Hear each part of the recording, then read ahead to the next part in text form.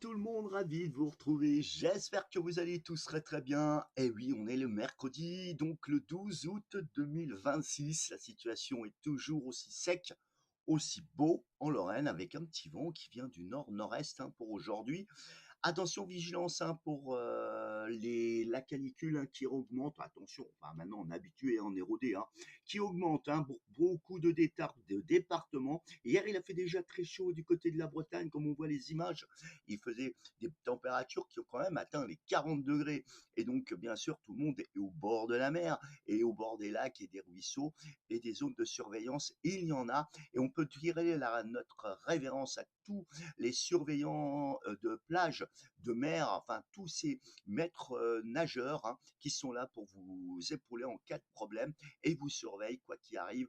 Ils sont là pour vous sauver. Je fais une grosse dédicace à mes frérots Bénécessa qui surveillent la plage de Madine, qui travaillent quand même. Il ne faut pas oublier qu'avec la chaleur, plus le monde, plus les piqûres de guêpes, plus les petites coupures et d'autres, et ben ça fait quand même du boulot. Et il faut pas oublier qu'il commence entre midi jusqu'à 19 h la semaine et de midi jusqu'à 20 h le week-end. Donc grand coup de chapeau pour eux tous. On n'en parle pas beaucoup. On en a parlé avec le sauveteur qui a eu aux États-Unis, qui n'a pas lâché le gamin qui était en train de se noyer, un jeune sauveteur qui a été secouru aussi vite. Il est malmené par les vagues. Vraiment, on a des cas comme ça incroyables. En tout cas, c'est pour ça que je leur fais ma grosse dédicace ce matin à tous les sauveteurs, à tous les surveillants de plage, etc., etc. Et vraiment bravo à eux tous.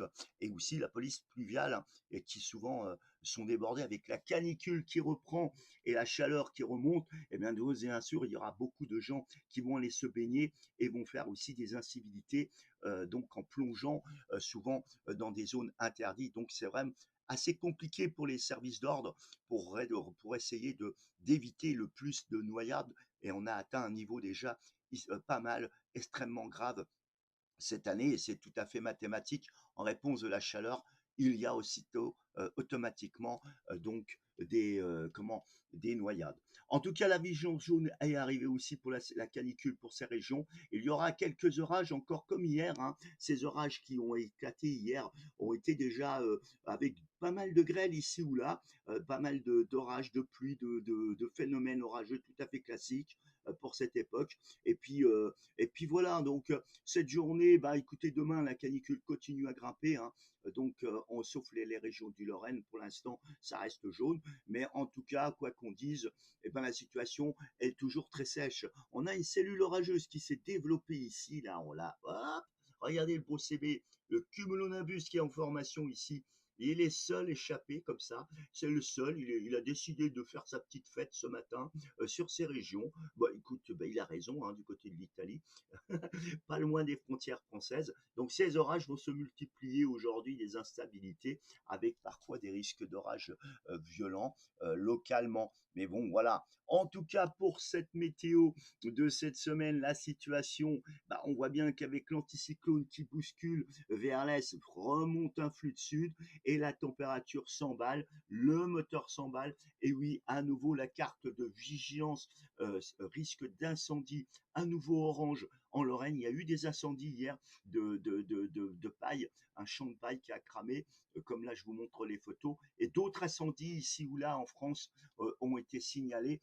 Voilà, mais bon, prudence, prudence, la sécheresse, elle est là. La végétation, comme là on m'a envoyé des photos, montre bien que la sécheresse est puissante, qu'il y a vraiment des arbres secs, comme je vous en ai parlé hier.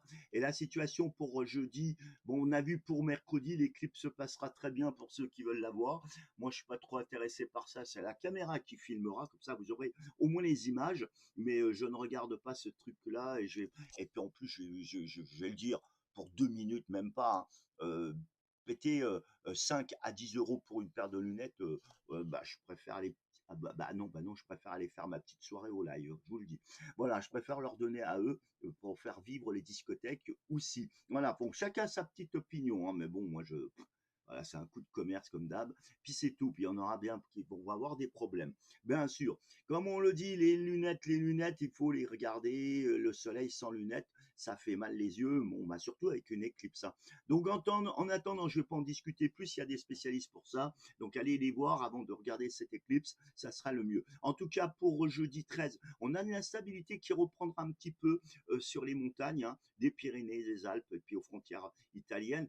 Et donc du coup, hein, cette situation orageuse sera très importante en réponse de la chaleur qui monte d'un cran encore, hein, pour jeudi 13. Cette chaleur sera suffocante et insupportable, deviendra pour vendredi 14 de plus en plus humide, orageuse de plus en plus, et même des pulsions pourraient aller dans les terres, hein. Là, on voit bien qu'il y aurait des cellules orageuses qui peuvent aller, vous voyez, là, jusqu'en région parisienne, au centre de la France et tout au long de l'Est, et y compris les Pyrénées, en réponse que la chaleur monte toujours, hein, très très puissante, hein, en vendredi 14, avec des pointes qui pourront arriver à 38-40 sur les régions où ils n'en ont pas besoin, donc du côté de la Gironde et des Piémonts, des Pyrénées. En tout cas, la situation pour la suite, bah écoutez, voilà, je vous ai dit hier que ça pourrait se dégrader, je vous avais prévenu, voilà, ça y est, changement radical du temps et tout. Et hier, bah, on a vu les modèles hier matin qui s'étaient, bah, comme ceux qui sont actuellement. On avait vraiment des situations comme ici, là comme là, et ben sur la France. Et du coup, regardez, bah, ça s'est dispersé. C'est plutôt, voilà, des averses éparses ici ou là. Tout le monde n'aura pas son lot d'orage. Il est prévu, ça va peut-être s'organiser pour la suite. Mais en attendant, samedi, ça se détériore. On voyait que ça c'était un peu en retard, ça revient. Et maintenant, même l'Est est concerné. Et la chaleur résiste et baisse pour la pointe bretonne. Et la situation pour dimanche, bah regardez, vous voyez, c'est bien ce que je vous disais, hein. C'est triste, hein. On ne tient pas. Les cellules orageuses qui vont se désorganiser, mais vont avoir lieu, se multipliant sur l'ensemble du territoire, en particulier samedi 15, s'organisent en quittant notre région. Il y aura quand même de la pluie. Certains modèles quand même parlent de 10, 15, localement 20 mm. Alors je parle pour la Lorraine. Et plus qu'on ira plus vers l'est, plus que les millimètres seront plus importants. Et donc on pourrait le voir avec cette ligne qui se réorganise à nouveau, donnerait quand même de l'eau. Et ça, c'est déjà un bon point. Et du coup, les températures pour le dimanche 16 chutent, reste chaude encore un peu sur l'est et baisse nettement pour les régions de l'ouest. Donc les températures accusent une vraie baisse, mais regardez pour la suite, la baisse ne se fera pas vraiment si importante que ça, parce que regardez, on n'est pas trop, on est dans les normales, hein, on va dire, hein. Et la perturbation océanique qui devait aller en Méditerranée, bah, fout le camp ici, et va donner encore un peu de pluie sur ces régions des Pyrénées, des montagnes, à la frontière suisse, et vers les Suisses et l'Allemagne qui aura plus d'eau du côté d'Allemagne-Pologne. Et on va surveiller celle-ci. Alors qu'est-ce qu'elle fait? Bah voilà, regardez, hein, elle ne vient pas. Et l'autre, bah, elle tournicote au-dessus de la Méditerranée, sans plus. On voit que ça pourrait devenir plus humide à partir du 18, une situation instable, avec des températures normales pour la saison. Donc, on voit que, voilà, on a un flux de nord-ouest qui tente de venir, mais la dépression méditerranéenne fout le camp, et on voit qu'on aurait un peu plus d'humidité, c'est vrai, avec des températures qui pourraient repartir à la hausse. Hein, je dis bien qu'il pourrait, mais c'est compliqué. La météo, elle est compliquée. Là, on voit bien qu'on a toujours un peu d'humidité. On n'est ni anticyclonique ni dépressionnaire. Température, bah, elles jouent au yo-yo, mais elles sont toujours agréables, hein, pour la saison. Et puis, on voit quand même que la semaine prochaine sera un peu plus humide. Ça, c'est important de le dire.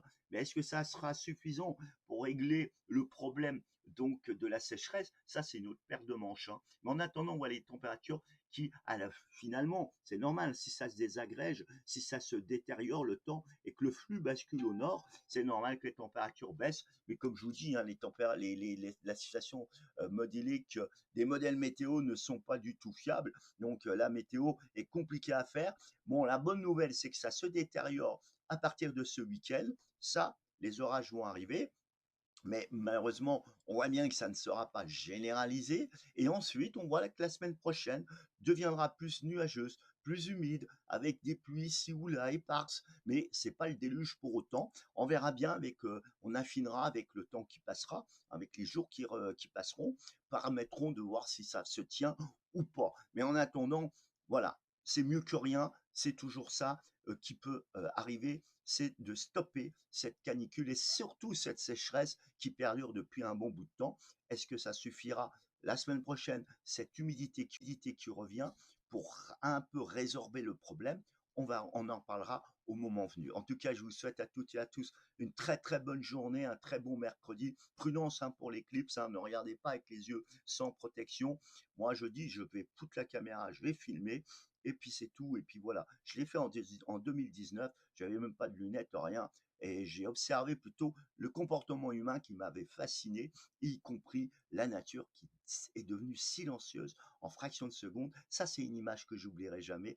Et vous allez faire prêter attention ce soir quand vous serez dans la foule. Si vous allez dans des endroits où il y a énormément de monde, vous allez voir au moment de l'éclipse le silence qu'il va avoir. Vous allez voir. Bon, c'est sûr que c'est plus important d'aller vers le midi de la France pour l'avoir de plus en plus complète. Et c'est vrai que vous allez l'observer, hein. Observez, écoutez les gens, vous allez voir comment l'effet de la puissance de la nature écrase l'être humain en fait. Et tout l'ensemble de la vie, on n'entendait plus un bruit. En 99, hein, je rappelle de ça et je l'oublierai jamais. Toujours marqué, gravé éternellement. J'étais à la butte du Mont-Sec et c'était exceptionnel.